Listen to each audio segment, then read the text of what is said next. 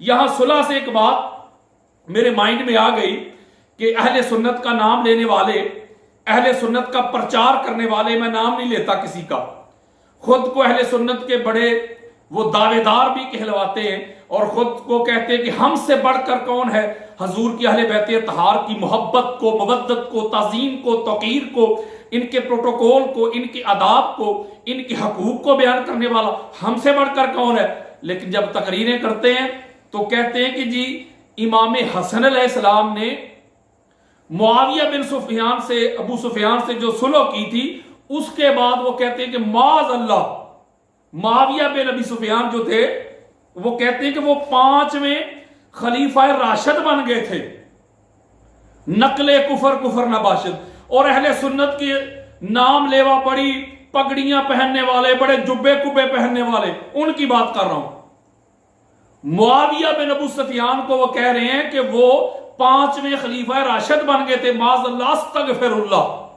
امام حسن علیہ السلام کو درمیان سے نکال رہے ہیں، یعنی 5ویں خلیفہ راشد کیسے بن گئے مولوی جی؟ کچھ حیا ہوتی ہے، کوئی شرم ہوتی ہے مولوی صاحب؟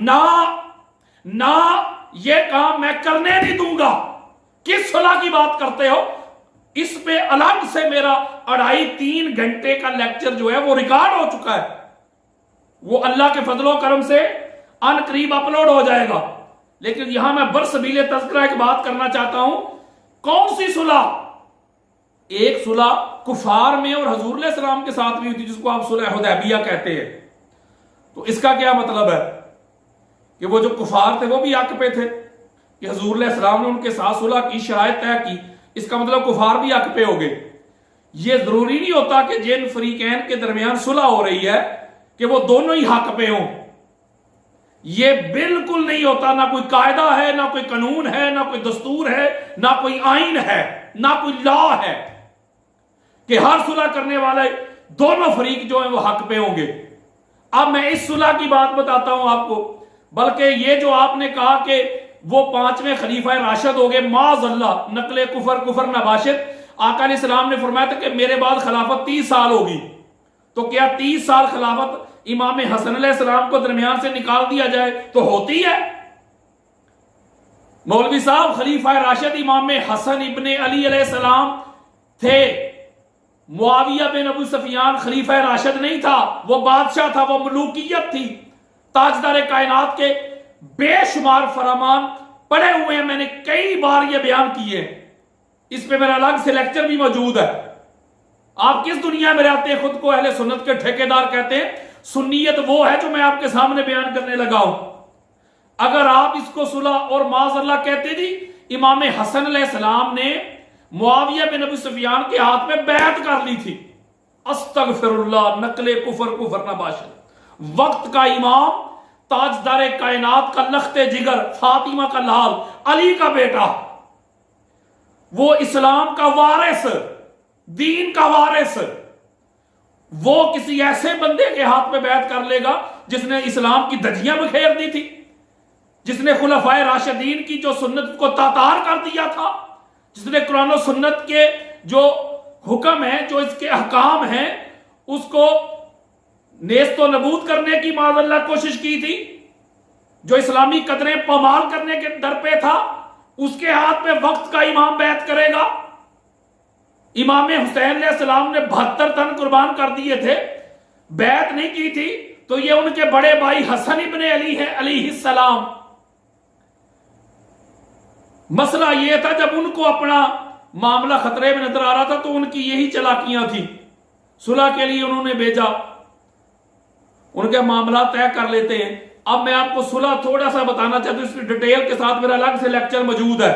ہم مان لیتے ہیں کہ صلح ہو گئی، اب صلح کی شرائط دیکھیں۔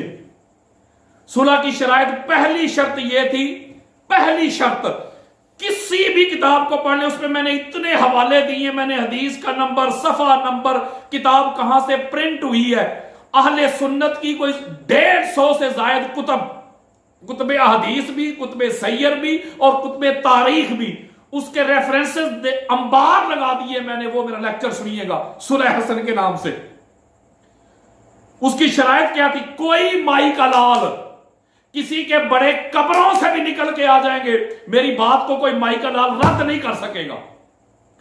सुलह की शराइत थी, पहली शर्त क्या थी कि खिलाफत जो है इमाम हसन अलैहिस्सलाम की तरफ लौटा दी जाएगी।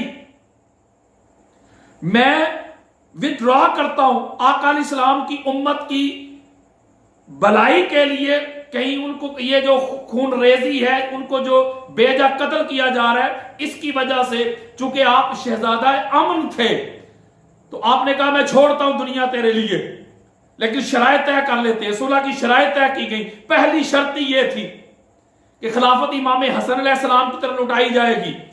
मुआविया बिन अबी सुफियान के बाद नए खलीफा का जो फैसला है या इंतखाब है वो शूरा करेगी।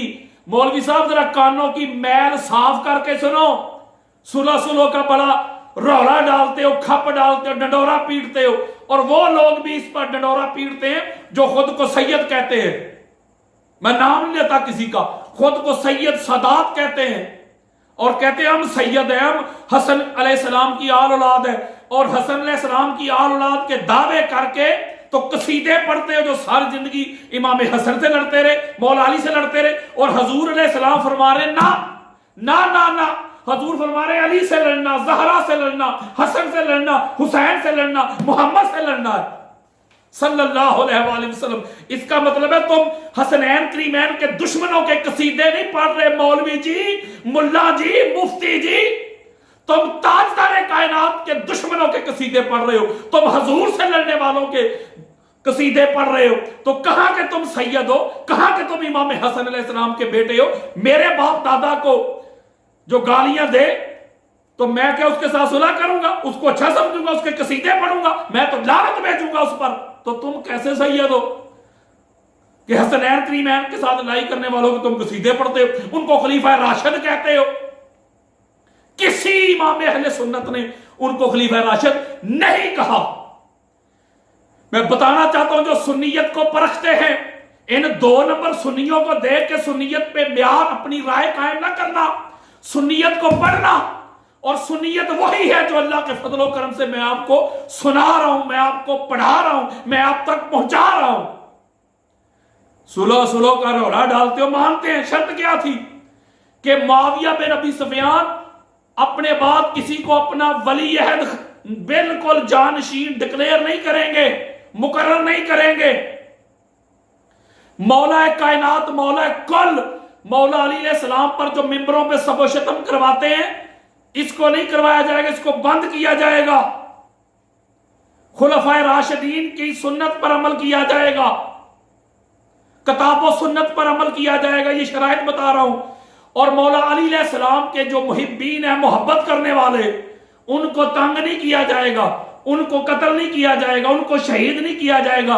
ये सुलह की शराइत थी मौलवी जी। पहली शर्त से शुरू हो जाओ। मुआविया बिन अबी सुफियान ने अपनी जिंदगी में अपने नापाक पलीद बेटे यजीद को उसके लिए बैत ली थी कि नहीं? और किधर गई सुलह मौलवी जी? सुलह की दजियां बखेर दी थी, बिल्कुल उसी तरह जैसे कुफार ने बखेरी थी। तो अल्लाह ने क्या कहा सूरह तौबा के शुरू में, बराअतुम मिनल्लाहि व रसूलिही इल्लल्लज़ीना आहदतुम मिनल मुशरिकीन। सुलह कैसी रही? पहली शर्त की दजियां बखेर दी अपनी जिंदगी में, अपनी हयात में, अपने नाअहल और नापाक और गलीज और पलीद बेटे के लिए खुद ही बैत लेना शुरू कर दी, जबरदस्ती, माल के जरिए, धौंस के जरिए, ताकत के जरिए लोगों को खरीदने की कोशिश की, उसको वली डिक्लेयर कर दिया। किधर गई सुलह? और मौला अली अलैहिस्सलाम पे सबो सितम, कहते थे चलो कोशिश करेंगे आपके सामने ना हो, दाएं बाएं करो। वो तो उमर बिन अब्दुल अजीज रज़ी अल्लाह तआला अन्हु के दौरे खिलाफत में आके वो सबो सितम उस शख्सियत ने बंद करवाया है। और किधर गई सुलह? जो फैसला शूरा पे छोड़ना था, उस फैसले की दजियां उड़ा दी। और मौला कायनात के जो मुहिब्बीन थे, प्यार करने वाले थे, उनकी इज्जत करनी थी, उनको तंग नहीं करना था। तो हुजर बिन अदी रज़ी अल्लाह तआला अन्हु के साथ क्या सलूक किया गया? उनको शहीद किया गया, उनके रुफका समेत।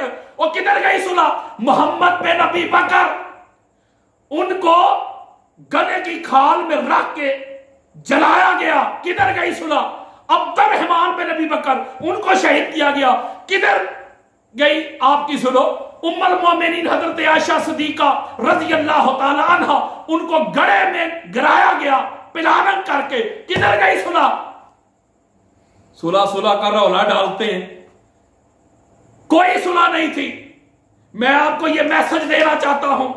मैंने आपके सामने तिरमिज़ी पढ़ी है, मैंने आपके सामने इब्न माजा पढ़ी है, मैंने आपके सामने मुस्नद अहमद बिन हंबल पढ़ी है, मैंने आपके सामने मुस्तदरक हाकिम पढ़ी है।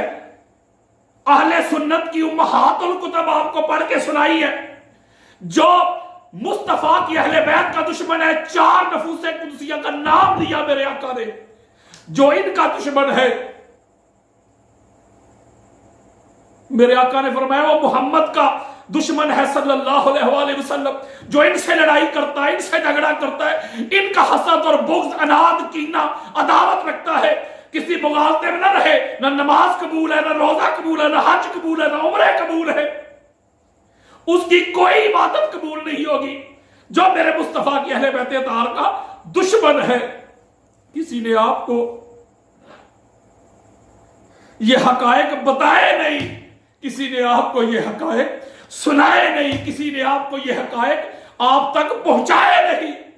मैं जो इधर पहुंचाने के लिए बैठा हूं, जब तक मेरी जिंदगी है, जब तक मेरी जान में जान है, मैं ये हकायक आप तक पहुंचाता रहूंगा, कन्वे करता रहूंगा, पढ़ाता रहूंगा, समझाता रहूंगा, सुनाता रहूंगा, आप तक ये मैसेज कन्वे करता रहूंगा। बिल्कुल ये सुन्नियत है, ये हमारे मुहद्दिसीन ने लिखा है, हमारे मुजद्दिदीन ने लिखा है, हमारे फुकहा ने लिखा है। वो अपना काम कर गए, वो हकायक हम तक पहुंचा गए। और आजकल के मुफ्तियाने इज़ाम, मुल्ला मुलवाने, सुन्नियत के ठेकेदार इस पर पर्दा डालें। मैं इस पर पर्दा डालने नहीं दूंगा। मैं असल सुन्नियत बताऊंगा, असल सुन्नियत के जो हकायक हैं लोगों के सामने रखूंगा और हमेशा रखता रहूंगा।